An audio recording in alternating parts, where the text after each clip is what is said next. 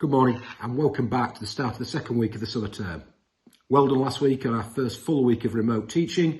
There are one or two minor teething problems, but in general it went really well.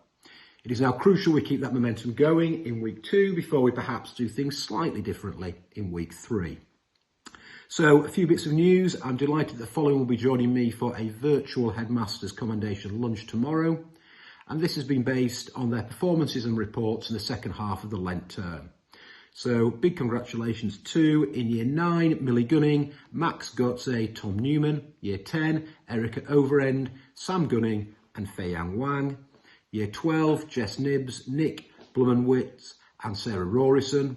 In Year 12, Robin Sutcliffe, Jonty Stewart and Cy Gretarex. Year 13, Serena McAteer, Fraser Jones and Jack Regal. Also congratulations to our Head of School and Deputy Head of School, JJ and Alex, who were awarded their Headmasters colours on Friday for the superb way in which they have led the school so far this year. My thought for the day is about Waleed Khan and resilience. It's unlikely that you'd have heard of him. Waleed Khan was just 12 when terrorists attacked his school in Pakistan in December 2014.